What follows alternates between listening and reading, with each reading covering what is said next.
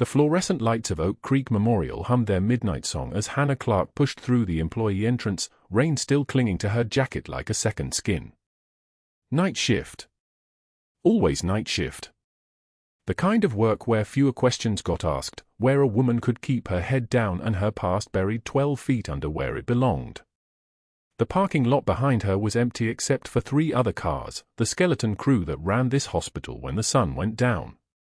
She clocked in at 11:41 p.m., the time card machine swallowing her timesheet with the indifference of machines that didn't care who fed them. Just another nurse. Just another night. That's what she needed them all to believe. The locker room smelled like stale coffee and the metallic tang of hand sanitizer. Hannah's locker was the third from the end, plain grey steel with no decorations, no photos taped inside the door like the other nurses had. She'd learned long ago that personal touches were a liability. She changed into scrubs with economical movements, pull on the top, tie the drawstring, check the fit. Her hands moved through the sequence like muscle memory, because muscle memory was all she had left. In the bottom of her locker, wrapped in plastic that had yellowed at the edges, sat a pair of worn combat boots. The leather was cracked. Sand still crusted the treads, sand that had come from a place 9,000 miles away where the heat had felt like breathing fire and the night sounds had been wrong in ways that still woke her at 3 in the morning. She didn't touch them. Not yet. Maybe never again. She closed the locker door and headed toward the patient floors. Room 347 was in the ICU wing, past the nurse's station where the monitor arrays glowed like a constellation of stars mapping out the vital signs of the dying. She knew the path by heart now, had walked it 214 times in the past 4 months since he'd arrived. General Marcus Webb. The name on the chart said general, the tube said critical, the oxygen saturation numbers said he was running on luck and machines. But the tattoo on his forearm, that was what made her footsteps slow every time she approached his bed. Faded black ink, the kind that didn't fade well after 15 years, the kind that had been done in a field hospital in Fallujah with a gun that had probably been meant for something else entirely. Hannah Clarke. Her name. Written on his skin like a prayer or a warning. She checked his full line first, her fingers moving with the kind of precision that came from having done this exact motion thousands of times before. The line was clean. O2 sat was stable at 94%. Heart rate a steady 68, held down by the medications dripping into him through a central line that ran down into the superior vena cava. She didn't need to check the monitors to know his vitals. She could read them in the way his chest rose and fell, in the color of his lips, in the sound of the ventilator moving air in and out of his lungs with mechanical certainty. Pain is data. That's what they'd taught her, back when she'd been something other than a night shift ghost in a civilian hospital. She read the data in his face and it told her he was holding. For now. Everything's stable in there. Marcus, one of the night nurses, called from the doorway. He was a good kid, maybe 26, still believed that everyone on the night shift was equal, still thought titles and experience were things you earned gradually rather than things that could be erased by men in suits with red markers and classified files. Hannah turned from the bedside and nodded once. All parameters normal. Vitals holding. She moved past him with the kind of movement that didn't invite conversation. That was the trick, you make yourself small enough that people looked through you instead of at you. Teach them that questions were an inconvenience. After a while, they stopped asking. The shift handover notes were waiting in the charting system. 3 other patients on her roster tonight. Room 349 was a 72-year-old man recovering from an appendectomy, stable, pain-controlled, ready for discharge in the morning if his bowel sounds were good. Room 351 was a woman with pneumonia, oxygen-dependent but improving, antibiotics into their 3rd day and working. Room 353 was the complicated one, a post-op spinal fusion patient with a history of poor pain control, but tonight she was resting easy, epidural at 2 milliliters per hour. Hannah read the notes with the kind of focus that made the words disappear and the medical reality emerge clear underneath. Vitals. Medications. Interventions. The language of keeping people alive, pared down to its essential numbers and observations. She began her rounds at 12:15 a.m., moving through the ICU with the kind of quiet efficiency that made barely a sound. Rubber-soled shoes on polished tile. The gentle click of a pen being uncapped to sign charts. The soft whisper of plastic bags rustling as she checked medication names against patient wristbands. Her hands were scarred, a thin white line across the back of her left hand where a piece of shrapnel had come close enough to kiss, a burn mark on her right palm from a piece of rebar that had still been hot when she'd grabbed it to stabilize a tourniquet, older scars underneath those from training so intense it had felt like being remade into something harder than human. The scars told stories, but only to people who could read them. She made sure no one looked long enough to learn the language. The night supervisor, Patricia, was doing rounds at the opposite end of the ward. Patricia was 53, had been a nurse since 1994, had seen the profession change from something noble into something corporate, and had made peace with it in a way Hannah never would. "Got the memo about tomorrow?" Patricia asked, catching Hannah as she passed the central station. "New chief of medicine starts. Dr. Hargrove. Apparently he comes highly recommended. Coming from Johns Hopkins." She said it the way you'd say a name that meant something, but Hannah heard what was underneath it: new management, new scrutiny, new rules. Patricia continued, pulling up a staffing schedule on the computer. "They say he's very thorough. Very organized." Very, Patricia paused, searching for the word, particular about how things are run. Hannah nodded without committing. She'd been found before. Not often, and never twice in the same place, but enough times to know the feeling, the moment when someone with authority and curiosity started looking at you closer than you'd prefer. The moment when your careful anonymity started to feel thin. "When does he come in?" Hannah asked, already knowing the answer would be tomorrow, already calculating how many more nights she had before everything changed. "Morning rounds," Patricia said. 7 a.m. "I'm sure you'll meet him on shift change."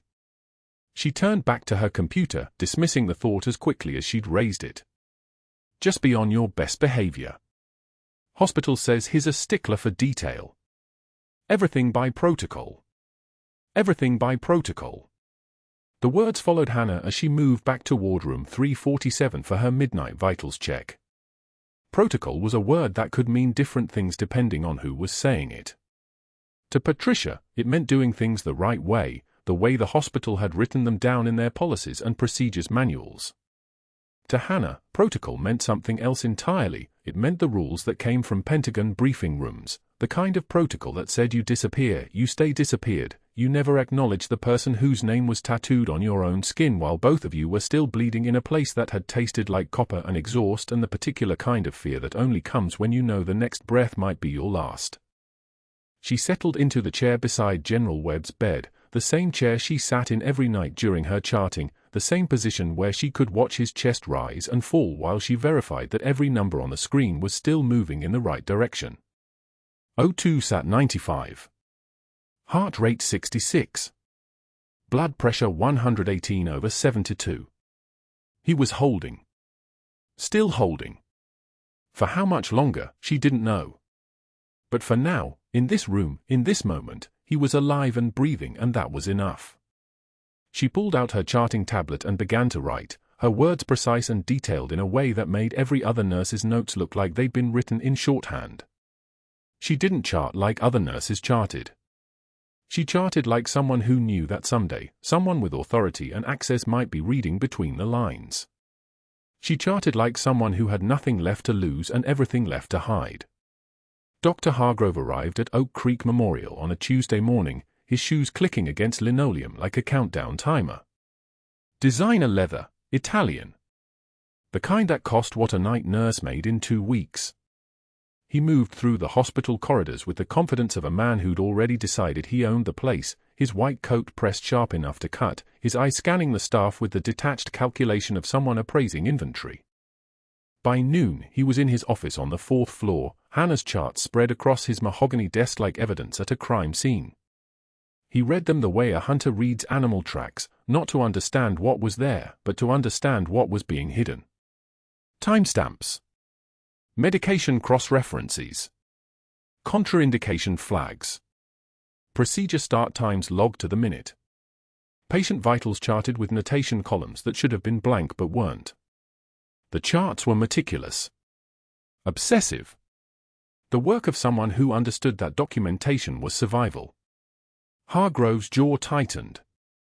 He'd been running the billing scheme for 4 years, inflated procedures, phantom medications, phantom consults bundled into legitimate cases. The margins were comfortable. The network was solid.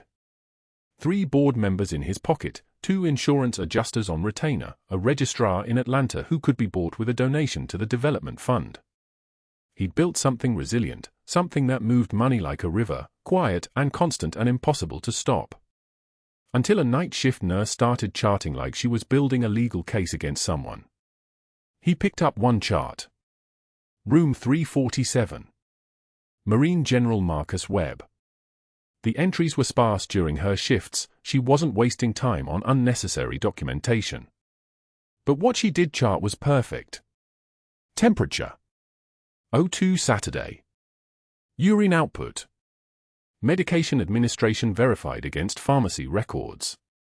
One entry read 0247 hours, patient received 0.5 milligrams for morphine per attending order, cross-referenced against renal function panel from 2100 hours.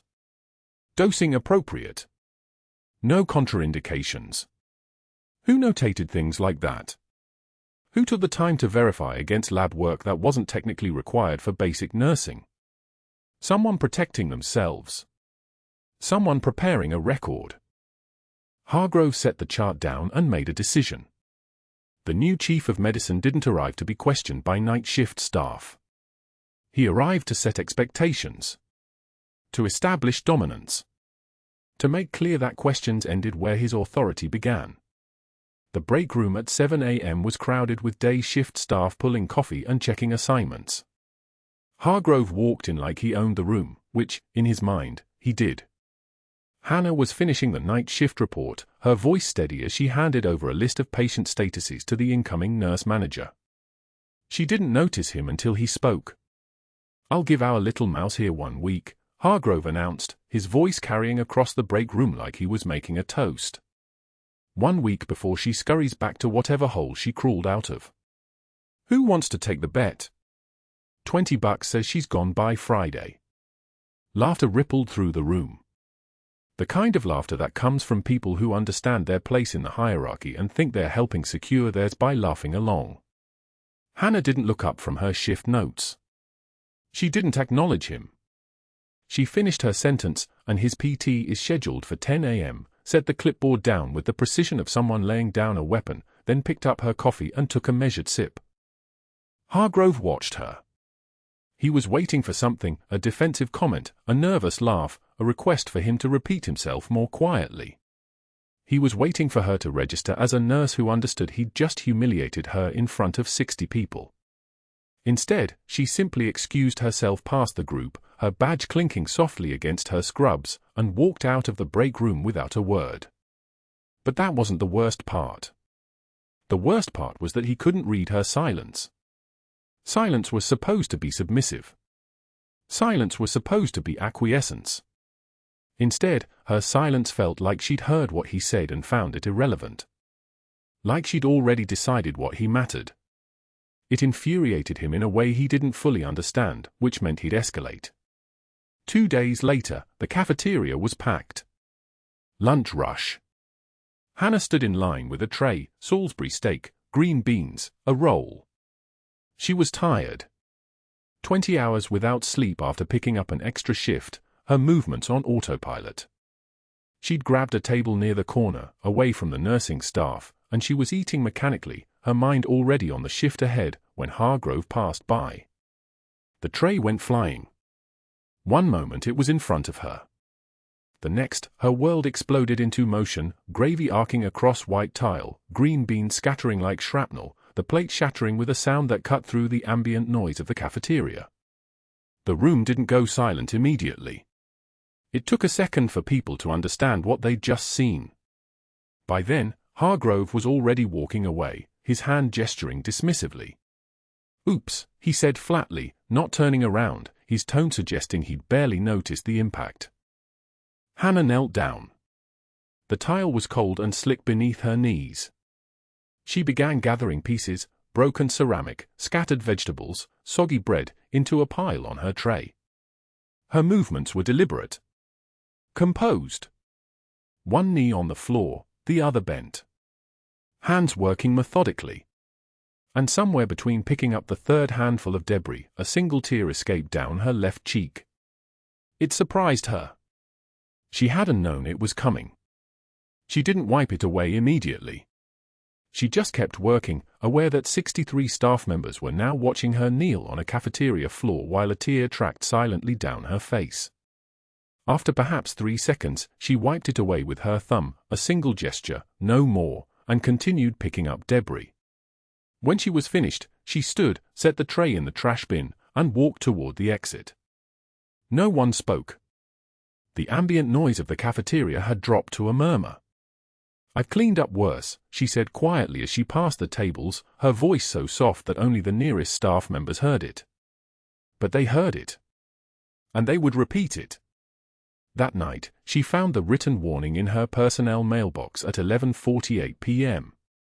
Excessive charting time resulting in reduced patient contact. Not maintaining departmental efficiency standards. Potential insubordination. She read it under the fluorescent lights of the mailroom, which buzzed with the sound of aging fixtures working too hard, and she felt something shift in her chest. Not fear. Not yet. But recognition. This was the opening move in a pattern she knew. Isolation. Documentation of grievances. Building a case. Making her employment untenable one formal memo at a time. She slid the warning into her scrubs pocket next to the other thing she carried everywhere now, the pair of worn combat boots she'd smuggled out of Baghdad 14 years ago. The only physical proof that Senior Chief Petty Officer Hannah Clarke had ever existed outside the classified files that the Pentagon had ordered destroyed. The boots were cracked along the seams, salt-stained from dust and sweat, the laces frayed to threads. She carried them everywhere because they were the only testimony to her service that no one could redact. The third incident came at the nursing station during the evening shift, at 6:15 p.m., when the unit was in transition, day shift leaving, night shift arriving, attending physicians writing orders, the general organized chaos of a teaching hospital at shift change. Hargrove approached Hannah's workspace where she was reviewing medication orders, and without preamble, without comment, he dropped a stack of patient charts directly on the floor in front of her. Papers scattered across the tile like leaves. He stood there for exactly 2 seconds, and when he spoke, his voice was pitched for the room. "Pick that up, sweetheart." Not a request. A command. "Maybe if you spent less time on your little novels," he tapped one of her detailed chart notes with the toe of his Italian shoe, "and more time following actual protocol, we wouldn't have these problems." Hannah crouched down. She gathered each sheet individually, taking her time, reading the order as she stacked them. A medical chart wasn't just paper. It was documentation. It was memory. It was proof that something had happened in a specific way on a specific date at a specific time. She understood what she was doing as she collected each one. She was creating evidence. And she understood that Hargrove understood that too, which was why he needed her to humiliate herself gathering it. A tear escaped. She didn't try to hide it this time. It tracked down her face openly as she worked, visible to everyone in the station. She wiped it away with her thumb when she finished, stood up, balanced the reassembled stack of charts against her chest, and looked directly at Dr. Hargrove. Her eyes were red but steady. Her voice, when it came, was so quiet that people had to lean forward to hear it. "I've been called worse by better men." The station went still. Something in the room shifted, a pressure change, like an altitude drop, like the moment before a storm. Hargrove's smile faltered. Just for a second. His jaw clenched and unclenched, and in that brief moment of lost composure, something flashed across his face that looked almost like fear. But the moment passed. He recovered. He straightened his coat and walked away without responding, which somehow was worse than any comeback could have been. Hannah carried the charts to the desk and set them down with precise care. She could feel the weight of being watched, not with pity, not with support, but with the complicated mixture of fear and fascination that comes when someone has just done something others lack the courage to do. She didn't acknowledge the attention. She simply pulled up the next patient's file and began her shift work as if the entire exchange had taken place in a language she didn't speak. What neither she nor anyone else in the station knew was that every detail she'd charted, every timestamp she'd recorded, every medication discrepancy she'd flagged was building a document trail worth approximately $1.2 million in fraudulent billing. The precision that Hargrove saw as a threat wasn't a personality trait. It was a methodology. It was the patient work of someone who understood that in cases of institutional corruption, the evidence had to be airtight. The documentation had to be beyond reproach. Her charts would ultimately unravel his entire network, the board members, the insurance adjusters, the registrar in Atlanta, the whole careful architecture of profit and collusion. But Hargrove didn't yet understand the scale of what was about to come down on him. He was still thinking in terms of a single night shift nurse who needed to be pushed out. He was still making decisions as if he had control of the situation. And that was when he made his calls. The morning rounds began at 6:45, the kind of early that belonged to hospitals and people who'd learned to run on coffee and muscle memory. Hannah had been checking General Wedd's vitals for 7 hours straight, 2 rounds on the night shift, 1 final check before day staff took over. His heart rhythm was steady. Blood pressure stable. Color improving. Everything looked like recovery looked. Then she watched it reverse. The attending physician, Dr. Morrison, stood at the foot of Webb's bed with his tablet, scrolling through overnight labs with the casual confidence of a man who'd never held a patient's life in his hands for consecutive blocks of hostile territory. His stethoscope hung around his neck like a decorative scarf. He glanced at the pulse oximeter, the same oximeter Hannah had been watching like a gunner tracking movement in shadows, and noted the reading aloud without actual concern, 92%. Acceptable. Hannah's eyes narrowed. 92 was dropping. She'd watched it at 95 when she'd arrived at 6 p.m. Now it was 92. And Webb's head was tilted slightly to the left on his pillow, his breathing shallow despite the nasal cannula delivering 2 liters of supplemental oxygen. "Let's increase the O2, Morrison said, already reaching for the wall valve. 2 liters to 4. Hannah moved without thinking. Her hand touched his wrist, not aggressive, just present. "Doctor, before we do that, can we listen again?" Morrison turned like she'd interrupted a sermon. "His oxygen is dropping, Clarke. We increase oxygen. His right side." Hannah's voice stayed level, professional, but underneath it was the accent of someone who'd watched pneumothorax kill a 19-year-old from Alabama in a trauma tent outside Fallujah. "Listen to his right side first." She wasn't asking anymore. The shift in her tone made Morrison actually pause. He placed his stethoscope against Webb's right upper lobe, the spot Hannah indicated with 2 fingers that had learned this anatomy in blood and sand instead of textbooks. Morrison listened. Listened longer. Then his face changed. No breath sounds. Clear on the left. Silent on the right. "Tracheal deviation," Hannah said quietly. She pointed to the subtle angle of Webb's chin. "Distended neck veins. Look at the pressure, doctor." The monitor screamed it now that someone was actually seeing it, oxygen saturation dropping in real time. 92. 88. 81. The numbers fell like a countdown that nobody had said but everyone could hear. Webb's lips were already developing the faintest blue tint, the color of someone whose blood was becoming too hungry to wait.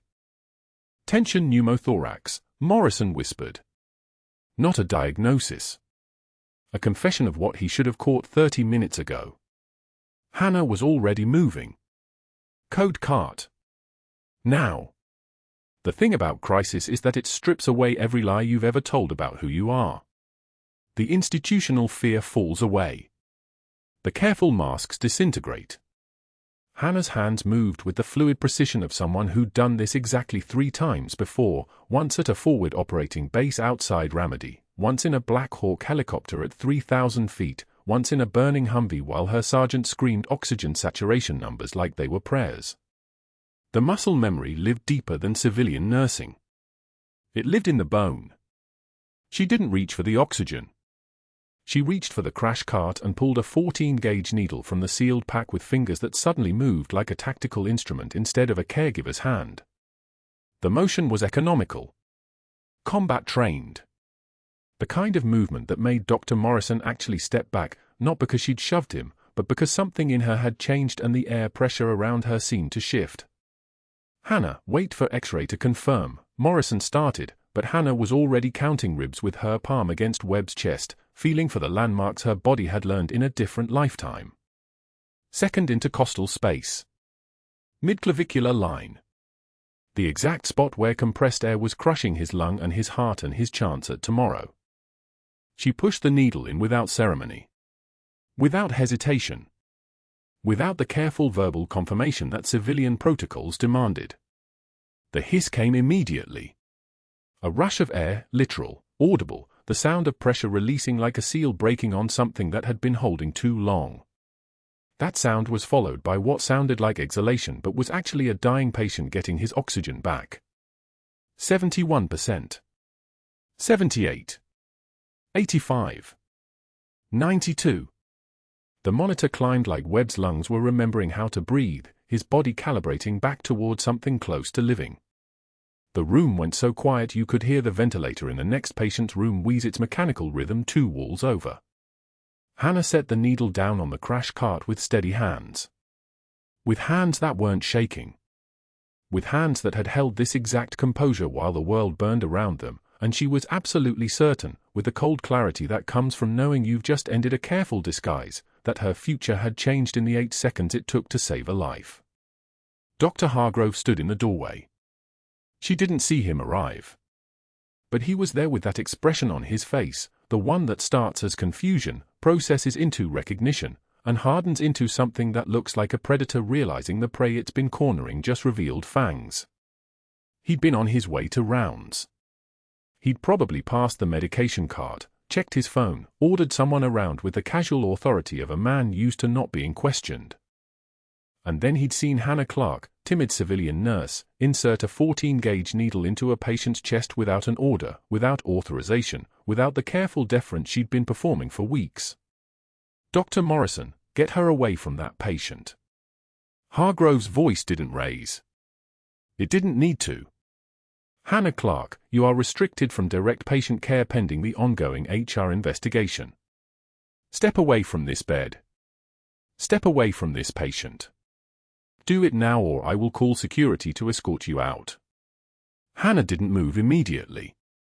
She looked at Webb's face, the face of a man who'd been her responsibility in 2 different lifetimes, in 2 different wars, in 2 different identities.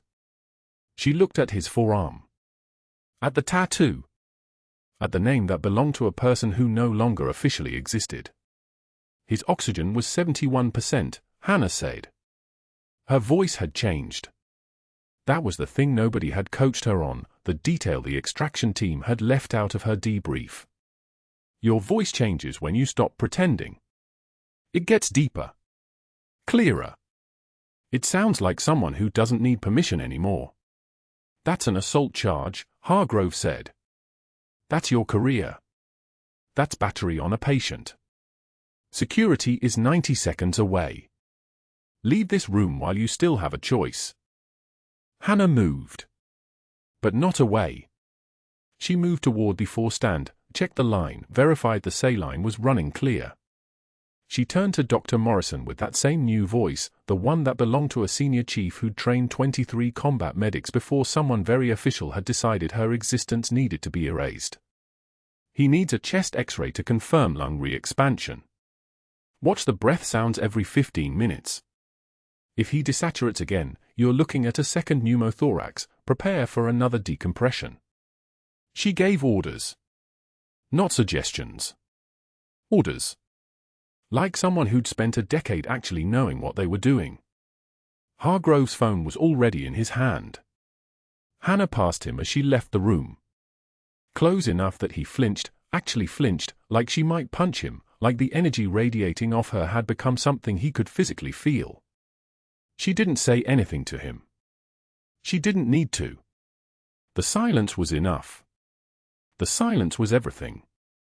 By the time she reached the break room, that fluorescent-lit space where she'd been careful and deferential and everything a temporary nurse should be, Hargrove was already on his second call.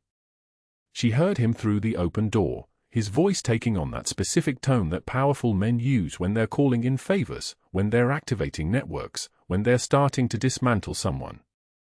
"Patricia? It's Hargrove at Oak Creek. We have a situation. Your nurse just performed an unauthorized invasive procedure on a patient without physician approval. 14-gauge needle decompression.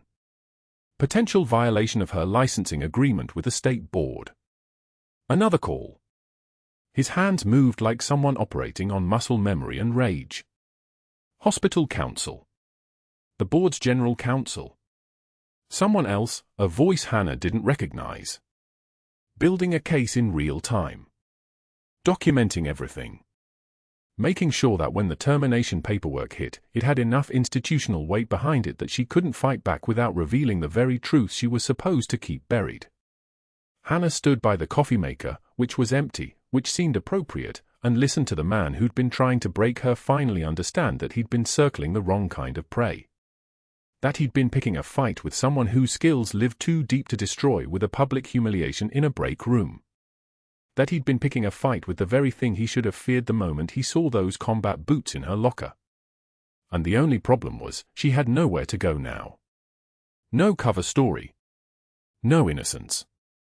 No way to explain what her hands had just proven her body knew without saying everything that was supposed to stay classified. By 2 p.m., the cardboard box sat on the table between them like an accusation.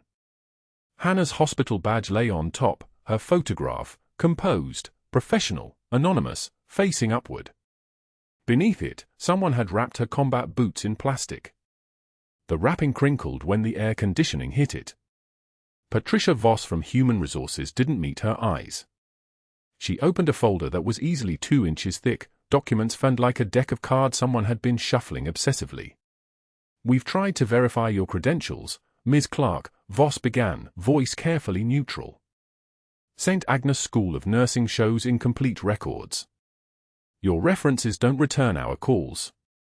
Your social security number shows a 5-year gap in employment history between 2006 and 2011. She paused, adjusting her glasses. "A significant gap." Hannah said nothing. The fluorescent lights hummed their familiar song, that sound that had become the background to every breath, every decision, every moment she'd chosen to stay invisible.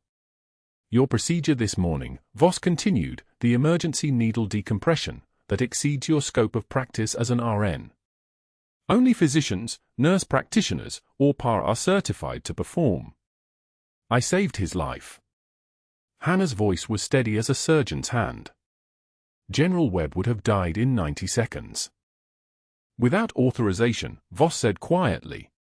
"You went beyond your credentials. You endangered patient safety by overstepping your role." She turned another page. "Dr. Hargrove has documented your actions. He's filed a formal complaint with the State Board of Nursing." Another pause. "He's also contacted the hospital's insurance carrier." There it was. The mechanism clicking into place. The network Dr. Hargrove had been activating since the moment Hannah's competence threatened his infrastructure. 3 phone calls to board members. A call to her references at nursing school she'd barely attended. An outside HR investigator brought in to build a termination case so airtight it would hold water in the flood. Hannah could feel the ceiling closing. Not from fear, she'd been in rooms where the ceiling was literally falling, where dust and concrete and the smell of cordite filled the air and 3 Marines lay bleeding beside her. Not from trembling. Just from the simple mathematics of being cornered by people who had process on their side and time to spare. "We're terminating your employment effective immediately," Voss said. The words had the finality of a door slamming. "You're to surrender all hospital property, your badge, your access card, your ID, and leave the premises. Security will escort you. Your final check will include 2 weeks severance. Hannah looked at the box.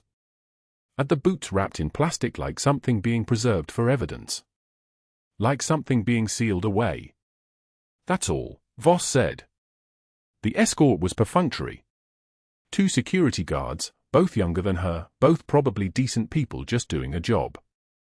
They walked her to her locker in the break room where 3 nurses she'd worked with for 14 months suddenly became very interested in their phones and their coffee cups.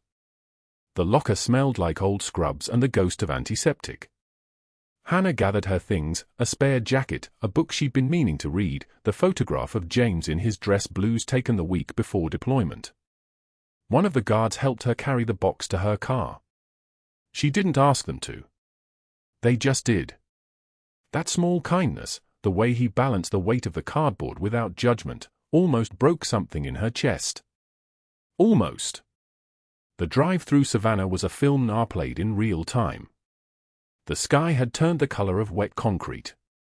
Rain came down in sheets that made the windshield wipers beat like a panicked heart. 1, 2, 3. 1, 2, 3. The rhythm of desperate measurement. She drove past the hospital twice before heading south.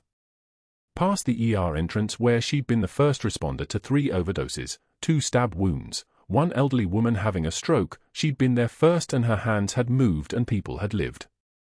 Past the ICU where General Webb lay unconscious, her name tattooed on his forearm in faded ink like a secret only he would ever know. Laurel Grove Cemetery sat quiet under the rain, the headstones pale as bone. She parked and walked without thinking about where her feet were taking her. The mud was the consistency of cake batter. Her scrubs, still damp from the morning, still carrying the smell of hospital and antiseptic, clung to her legs. The headstone was simple. Grey granite. No flourish. SGT James Clarke. Beloved husband. Died in service. 2008. 3 years and 4 months had passed since the day a chaplain and a major had shown up at her door while she was working a double shift. Since the day the words IED and remedy and we regret to inform you had become her entire world compressed into a single moment that had somehow never ended. Hannah sank to her knees in the mud. The box was still in her hands. She pulled out the plastic-wrapped boots, James's boots, the ones he'd worn the day he left for remedy, the one she'd carried home in a black duffel bag along with his dress uniform and his wallet and the note he'd written to her that the major had read aloud in their apartment while she'd sat completely still and numb. The plastic tore easily. The boots smelled like him, like dust and leather and time and loss. She held them against her chest like they might still contain him, like if she held them hard enough she could reverse the physics that had scattered him across a desert 300 miles away from where she'd been saving other people's husbands. "I'm sorry, baby," she whispered. The rain was loud enough that no one at the cemetery would hear her. The rain was loud enough that she could say anything. "I tried to stay hidden like they told me. I tried to disappear completely like the orders said, no records, no service history, no military identification. I tried to be nobody so nobody would remember I existed and nobody would ask questions about where you went and why." Her voice cracked like a structure under too much weight. "But I failed you. I broke cover this morning and now they'll bury me deeper and I'll disappear completely and no one will remember you had a wife who tried." The boots were slick with rain. The plastic lay in shreds at her knees. She stayed there as the sun moved behind the clouds and the clouds became night. As the cemetery emptied of the living. As the rain continued its ancient percussion on marble and granite and the earth that held what remained of everyone who'd stopped fighting. When she finally stood, her legs were numb from kneeling. When she finally drove away, she took the boots with her. The apartment was cold and dark. She moved through it like a ghost navigating the rooms of its own haunting. The box sat on the kitchen counter. The boots sat beside it. 14 months of collecting a paycheck. 14 months of being careful. 14 months of pretending to be someone small enough to fit into the life the government had built around her. Gone in an afternoon. Her phone lit up at 9 p.m. Voicemail after voicemail. The night supervisor Jenny. The charge nurse Martinez. Number she didn't recognize but could guess at Oak Creek Memorial's main line, the HR department, the administrative office. One message from an unknown number that just had breathing on the other end and then disconnected. Then the phone rang itself into her hand. "Hannah, it's Jenny." The night supervisor's voice was shaking. Not angry. Shaking. "You need to come back. Right now. Something's happened. Something with General Webb." The rain had stopped by the time she drove back to Oak Creek Memorial. The parking lot was full in a way she'd never seen it. Police cars. A van from the local news. And standing in precise formation near the ER entrance, visible even in the darkness, their dress blue stark as ink against the night. Marines. There were at least 40 of them. Maybe more. Standing at parade rest, their posture identical, their attention absolute. She counted them without meaning to. 42. Her mind still worked like that, still catalogued and measured and understood the mathematics of force gathering. Security tried to stop her at the entrance. She showed them her ID before remembering she no longer had one. They let her through anyway. The ICU was controlled chaos. The kind of chaos that happens when protocol collides with significance and nobody's entirely sure what the rules are anymore.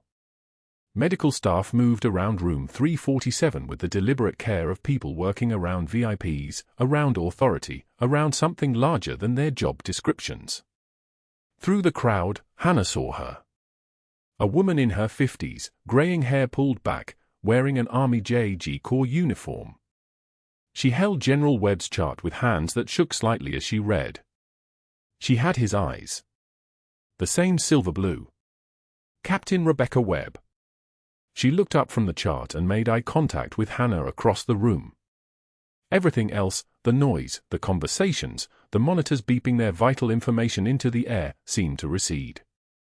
Rebecca's eyes moved to her father's arm. He still wore the same hospital gown. His right arm lay across the blanket, and there, where the tape from his fur ended, was the tattoo. Hannah had seen it 100 times. Senior Chief Petty Officer Hannah Clarke. NREMT Medic. Baghdad, 2003. Hannah Clarke, Captain Webb said aloud, reading from the notes. Her voice carried the weight of someone used to courtrooms and testimony. This name is in my father's personnel file from Baghdad. From 2003. She lifted his arm gently, as if handling something sacred. The room went dead silent. Senior Chief Petty Officer Clarke, Rebecca continued, the words separate, each one its own sentence. Force Recon Hospital Corpsman. A man stepped forward. Civilian clothes, but the way he moved, that was military. Graying at the temples, linebacker build, eyes that had seen every version of human ugliness and refused to look away from it anyway. I served with Senior Chief Clarke, he said. His voice was loud enough for everyone to hear. 4th Marine Recon Battalion, attached to JSOC Task Force 121. She was our corpsman in Fallujah. Dr. Morrison's jaw had fallen open. The nurses stopped moving. Navy Cross, the man continued, and each medal became its own moment, its own revelation. Bronze Star. A pause. 2 silver stars. Another pause. Purple Heart. He turned to face the entire room. That woman performed field amputations under mortar fire. She carried wounded through streets that were actively burning. She's the reason 12 Marines made it home instead of coming home in boxes. And then, from the doorway, the elderly Iraqi man from the ER trauma admit. Wearing a hospital gown, his wound still bandaged. His eyes wide with the shock of recognition. Baghdad Angel, he said in fractured English. He was pointing at Hannah with a trembling hand. You saved American man. I was there. I saw the building falling and you carrying him through. His voice cracked. I remember. The room erupted. Whispers became conversation, became questions that no one could answer because Hannah was still standing there and she still wasn't speaking, and everyone was looking at her now as if she might suddenly explain something they'd been missing all along. Dr. Hargrove pushed through the crowd. His face had the color of a man who'd just realized the ground beneath him was no longer solid. "This is irregular," he said. "We have patient privacy protocols." "You will stand at attention," a new voice said. Another man stepped forward. Slightly younger than the first, same military bearing, same eyes that had catalogued violence. His voice carried the kind of authority that came from giving orders to people whose job it was to follow them or die trying. When a Navy Cross recipient enters a room, he continued, "You stand at attention. This woman has more valor in her left hand than you'll see in your entire lifetime." He took a step closer to Hargrove. Just one step. That was enough. "She was ordered to disappear," the man said quietly. So quietly the room had to lean in to hear him. Black Ops extraction. Her records were scrubbed. Her service was classified. She followed those orders for 14 months because that's what soldiers do, they follow orders even when those orders bury them alive. He paused. "And you fired her for saving a Marine general's life." Security was moving now. Gently. Professionally. Escorting Dr. Hargrove backward while his mouth opened and closed like a fish pulled from water. Captain Webb was making a phone call. Her voice steady, military precision in every syllable. "Sir, this is Captain Rebecca Webb. I'm calling to report a violation of the Uniform Code of Military Justice. A senior enlisted officer was terminated from civilian employment this afternoon for performing an emergency medical procedure that saved the life of a general officer." "Yes. Yes, I have witnesses. I have the attending physician. I have active duty Marines present. And I have the former senior chief standing right here." She paused, listening.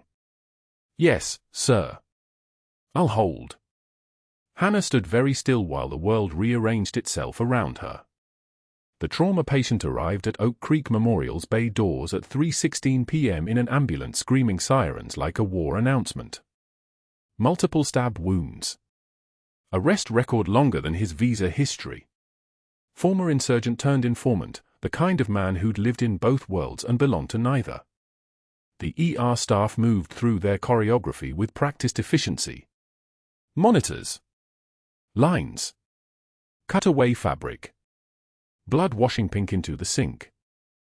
Hannah was reaching for the 18 gauge when his eyes found hers. The recognition hit him like electrical current. His body went rigid.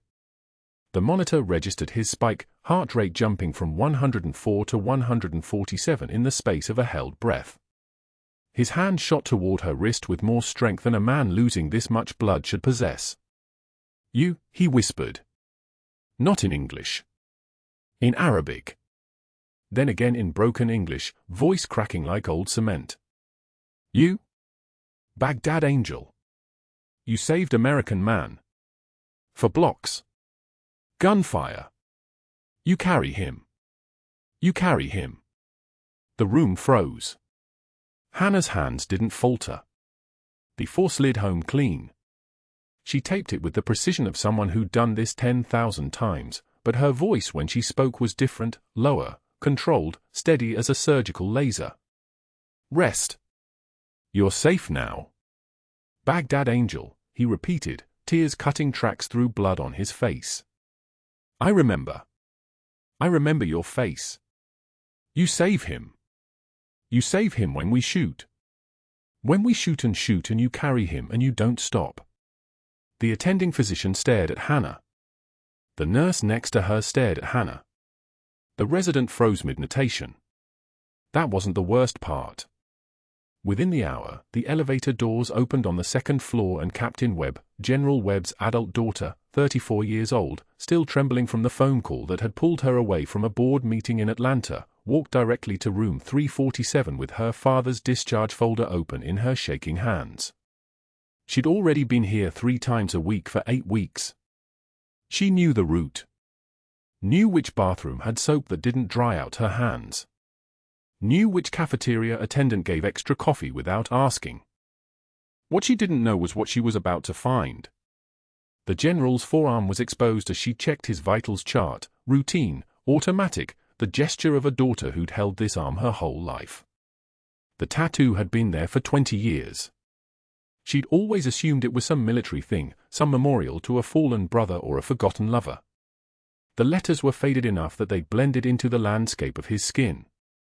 She leaned closer. HC plus MW equals 2001.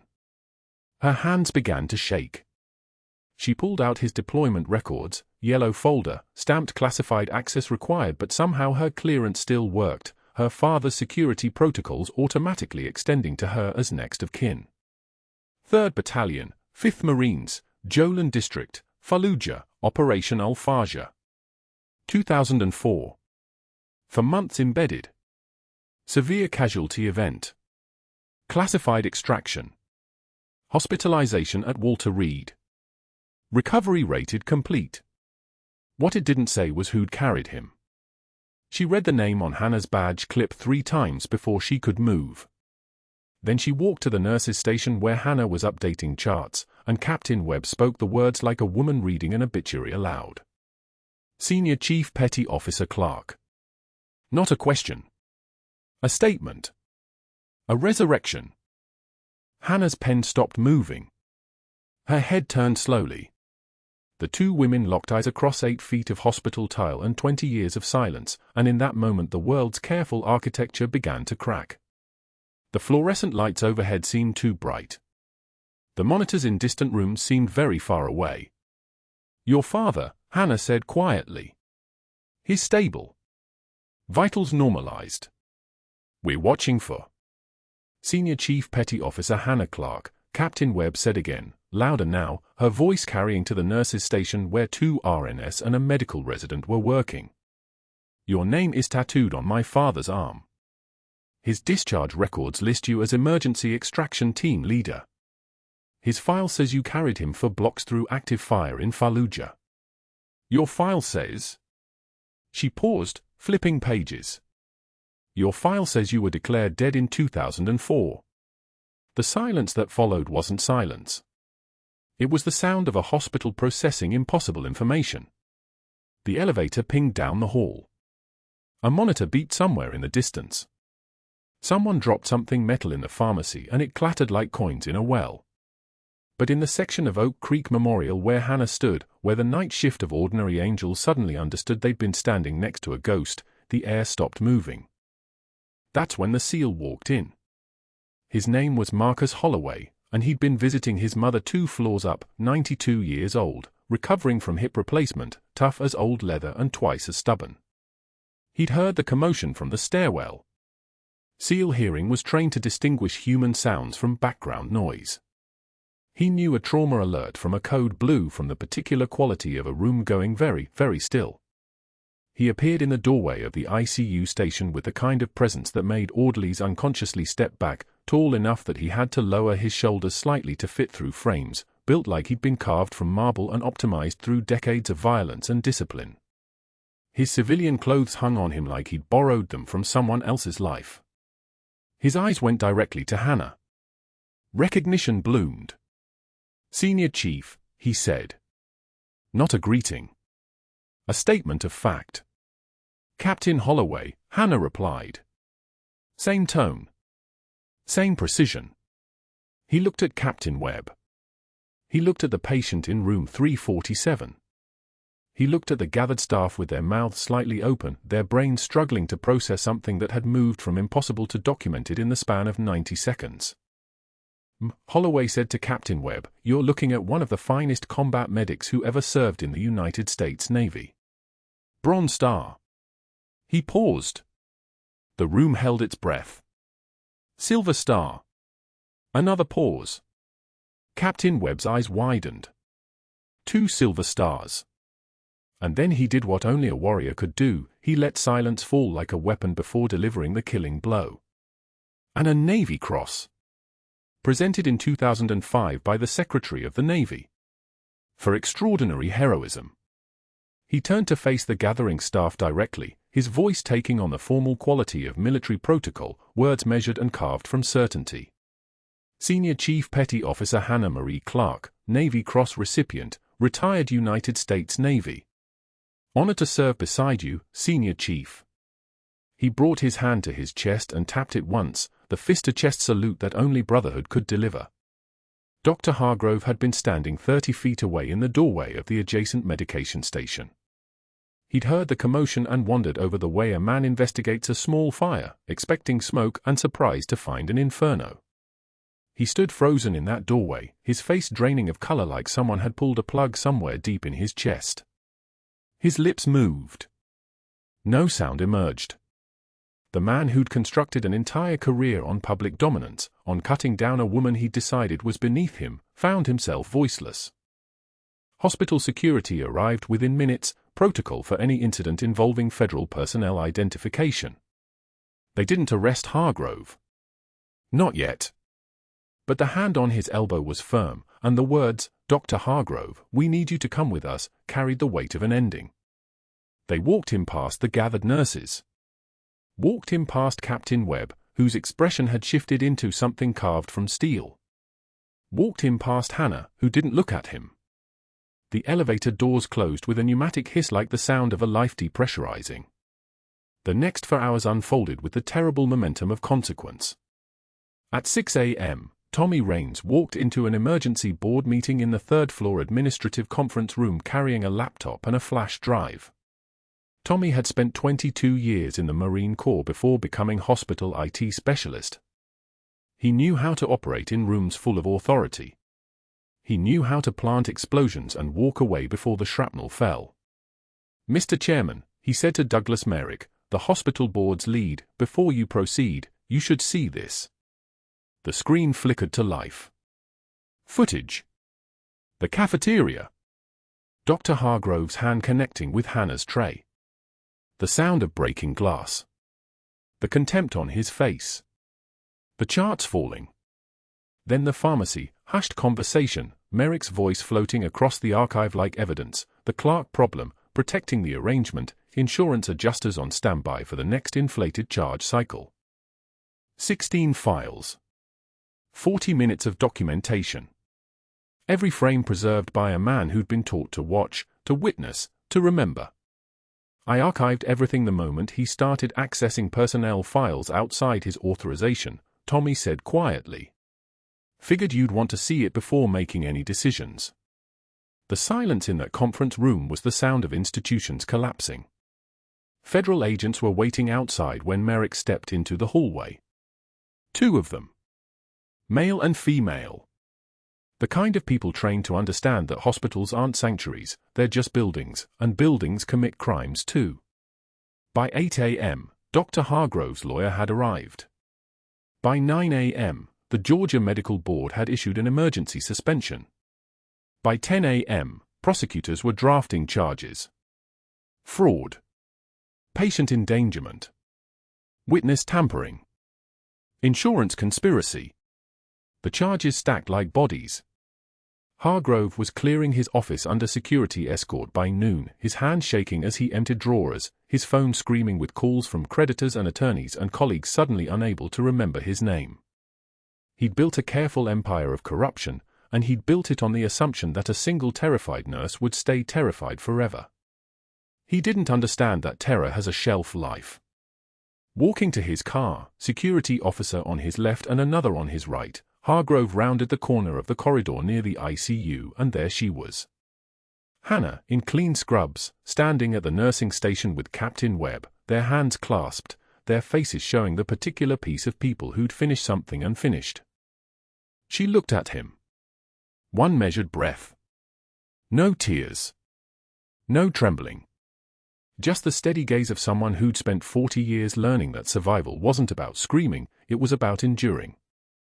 Her hand released Captain Webb's and she raised it in the smallest, most deliberate gesture of a salute. "Good luck, Doctor," she said. The words were somehow worse than any curse could have been.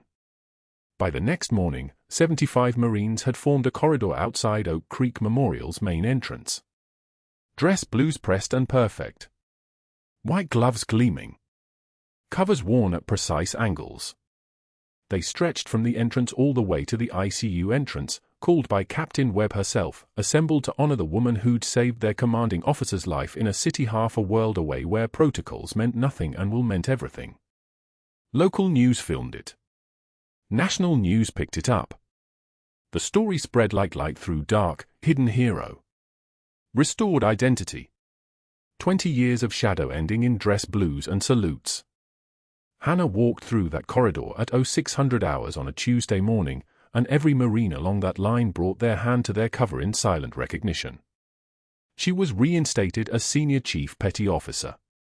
The hospital created a new position combining civilian nursing with military liaison services, a bridge between two worlds that suddenly understood they'd been standing beside the same woman all along. Her records, quietly unsealed by executive order, documented medals and service that had been sealed since 2004. Inside room 347, General Marcus Webb's eyes opened for the first time in 8 weeks. His daughter wept at his bedside. His vital signs climbed into normal range.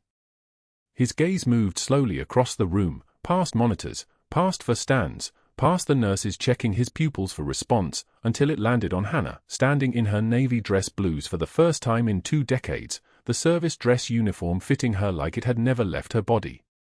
Recognition bloomed like sunrise. His hand rose, trembling but certain, and his fingers found hers. His voice was paper-thin and cracked with disuse, but the words were clear. "I knew I'd find you again, Senior Chief." She squeezed his hand gently, the same steady pressure she'd used in Baghdad, in hospitals, in the dark hours when a man's heart stopped and her hands had to become his heart until his own remembered how to beat. "I'm here, General," she said quietly. "I'm here." Outside, 75 Marines stood in formation, and the morning light caught their medals like promises kept. Heroes walk among us. Sometimes in scrubs, saving lives in the dark. Like this video if you believe in honoring those who served. If you have military in your family, past or present, we'd love to hear about it in the comments. Subscribe and let's keep going.